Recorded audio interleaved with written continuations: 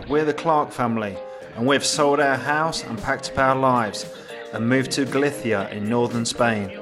So follow us as we start our new lives, learn new skills, join a new community and try to live a more sustainable life.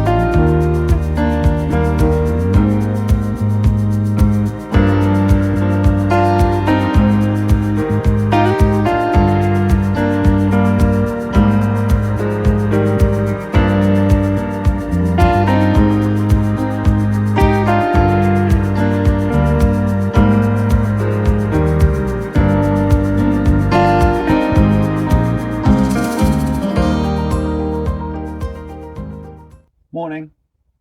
So you find me in my natural environment, the doghouse. So today I want to talk to you about this stuff again, firewood. So you've seen us over the last few weeks. You've seen Emma do battle with a log, trying to split it. We've taken some trees down to thin out the small coppices we've got up in the wood.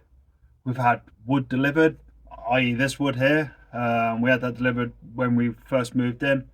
So this is about 3 cubic meters of firewood here. It's in here drying in the old dog shed. And we're going through it quite quickly. So our mind has turned to producing wood for the future, and how we're going to do that, because we've got trees. We've got some lovely oak trees up there. They're all quite young. It's a limited resource if you just chop them down and don't replant them. So we're battling with the question about what we actually plant. So today I want to talk to you about what our plans are for a sustainable fuel source moving forwards. At the minute we're using 3 fuel sources: the wood, we have bottled gas, which we have delivered twice a month, and we also have a gas oil, so an oil burning central heating system. Now obviously 2 of those fuel sources are unsustainable and not really what we've come here for. So in the medium to long term we want to replace those, but what are we going to replace them with? A properly managed wood source is sustainable, and that's where we want to go. So we've been looking at lots of different ways of doing that, and one of the ways we have discovered with a bit of research is using willow as a fuel source, which I don't think, if you mention to people about willow, it wouldn't be the your go-to fuel source. You would think things like wood and beech and chestnut and things like that, the hardwoods that have a high BTU, which is British Thermal Unit, which means they burn for a long time. A bit of wood like this, would produce X amount of BTU, whereas a similar size of willow wouldn't have such a high yield of BTU. So why willow? Well, willow can be managed quite intensively by using a system called coppicing, which is where you can cut the tree right back to ground level, and it'll continue to grow and grow quite vigorously. So by cutting the willow back, it doesn't actually kill the tree, but makes the tree will grow back even more vigorously than it did originally. and this cycle can be completed every 4 or 5 years. So the coppicing of the willow is one of the reasons why that it can be continuously coppiced without actually aging the tree itself. I have read in theory the trees can live indefinitely because they never really age by coppicing them. Now other trees you can coppice, oak for example you can coppice, but the cycle of coppicing for oak is much longer. You're looking at a 20, 25, 30 year cycle for coppicing oaks, whereas like I said the willow you can coppice it every 4 or 5 years. Another great advantage is you can plant it quite densely together, especially if you are coppicing in a 10 meter by 10 meter area, which is what we plan to do, and I'll take you up there in a minute and show you the area I'm looking to do.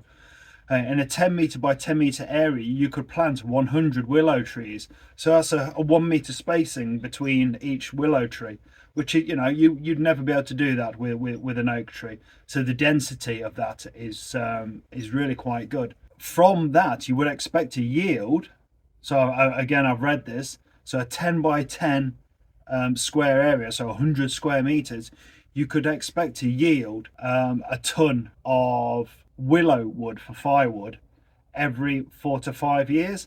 So if you had 1, 2, 3, 4, maybe 5 of these 100 square meter areas, you could be, and you coppice them on a coppice each area on an annual basis. So coppice area 1 year, and then year 2 area 2, so on and so forth. You could have a continuous supply of 1 ton of wood, and that sounds really good to us, and I think that's probably the route we're going to go down, because it's sustainable. The willow grows back, in fact it grows back better once it's been chopped back. So that's ideal, and that would supply us with 1 ton of wood every year. So the next question we need to ask ourselves is 1 ton of wood enough for us?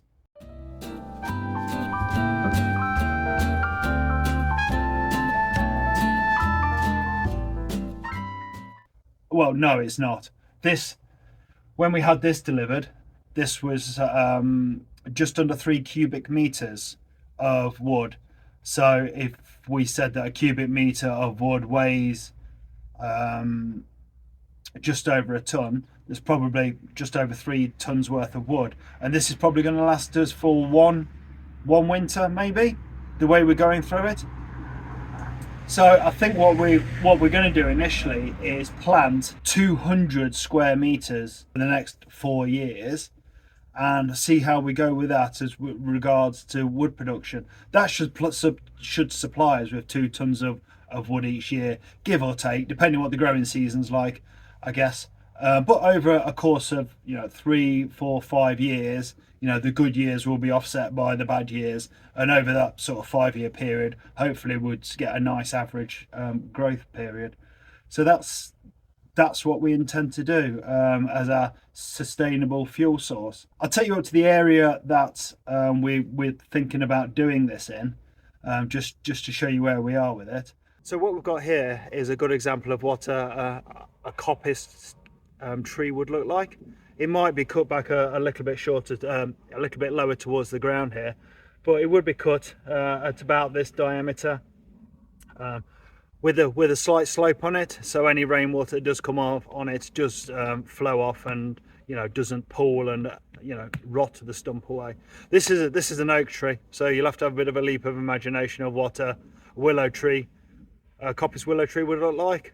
Pretty similar, I would guess. So say for example in year 1 this tree's been coppiced back and the wood has been processed for firewood. It's gone away in the store to dry out. Next year what I would expect to see from this, from a willow tree, is we will start to see new growth coming out the sides, and you would allow that to happen for a year to see this new growth. So you might get 5, 6, 7 new branches coming out the side and growing.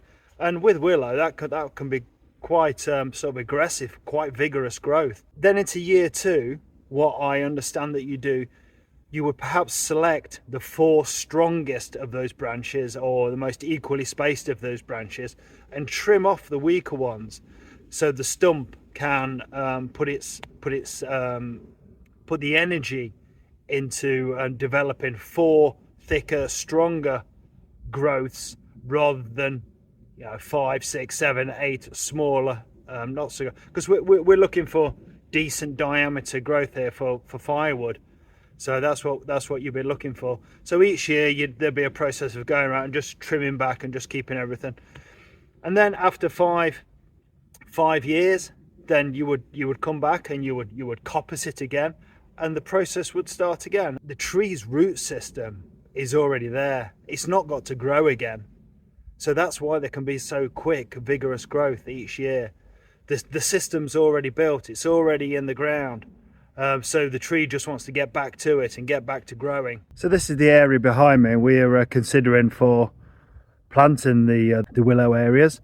As you can see, it's sort of scrubby land with dry grass. It's got gorse growing in here, and a number of these self-planted oak saplings. So the plan will be to cut back the oak, cut back the grass and the gorse. So initially we'll be looking at putting 200 whips in, which is the technical term for the small willow trees, or whips or rods. And so we measure out a 20 by 10 area, which would quite easily fit in this this area behind me, as you can see. So cut that back and then get the willow rods into the ground. And again, that's another really simple process. So the rods come anything between 30 centimeters and a meter long, and it's as simple as using a metal bar to ram into the ground to open the ground up, and then simply just pushing the rod into the ground. As long as you're pushing it in the right way, the way that you put it in the opposite way to the way the buds are showing on the rod. So if the buds are growing upwards, you obviously put in the opposite way. And then you just push that into the ground, and it's as simple as that. The willow will grow from a rod of another willow tree, just simply pushed into the ground. And it's really simple. And then it would just be a matter of maintaining the area with either some weed suppressant material, or by coming through with the strimmer just to keep the grass down. And so there's not too much competition for light and resources in the area for the willows. Just quickly paced out this area that I was considering for the willow plantations over the next 4 to 5 years, and by just taking out these self-set oak trees up to sort of this boundary here. You see where this boundary here where these other oak trees are. And clearing this grassland, so that's 1,000 square meters, roughly 1,000 square meters. So that would be enough for, let's say, 5 200 square meter plantations. So that would be, in 5 years time, that would be 2 tons of wood per year from rotating this plantation of willow, which would go a long way to sorting our being sort of self-sufficient in fuel. And I suppose you've also got to consider all the other benefits of doing something like this. The amount of carbon that the oak trees are going to sap up while they're growing. So that's a great sort of environmental benefit of doing it. Getting that carbon out of the air and into the ground, sort of financially viable to do it. I've seen the whips available for about £1. So I think €1, one English sterling pound. So it'd be £200 per 200 square meters to buy the whips, to get them in the ground. And just this year we've spent the 3 cubic meters of wood I spoke to you about earlier. I think that was €350. So if you say, rough ballpark figures that a ton of wood is going to cost you 100 euros roughly, or a cubic meter of wood is 100 euros. It's going to pay for itself pretty quickly. Ultimately, our goal is to be as fuel self-sufficient as we possibly can be, and I think planting these willow trees will be a great start towards that. We have got other bits of land that if it does seem to be working well and we're getting some good results from the willow, that we can expand out and probably double the capacity, so perhaps produce 4 tons of willow firewood per year. So I don't think that would be much of a stretch of the imagination to be able to do that. One of the other areas that we're considering for tree plantation is this area behind me, down the bottom there. I think we're probably going to be planting fruit trees down there in the form of apple and pear trees, several varieties, to make it into a nice apple and pear orchard. A couple of reasons. Historically, this area used to grow lots and lots of apples. There's actually a big cider producer in Chantada that buys up all the apples that is grown locally around here. And secondly, with some trees down there, once they're established a little bit, they're going to provide a little bit of protection to the polytunnel, so we're not in a situation where we're battling with the wind so much as we were earlier in the year, as you've seen on the on the other YouTube videos where the polythene got blew away. So yeah, that's another plan for planting trees, and also it's an option for this side is to plant more willow if we decide that that's the way we want to go for producing our fuel for heating moving into the future a bit more. Thanks for joining us this week on our little journey through willow for sustainable firewood source. I hope you've learned something and take something away from the video. I certainly have, with the research I've done into the subject. So if you did find it useful, hit the like button and share it with your friends. Maybe even subscribe. So next week we've got something a little bit different. Again, it's sustainable, but sustainable more with a futuristic twist. Here's a little photo of a little glimpse to give you a taster of what you may be in store for next week. So, see you next week.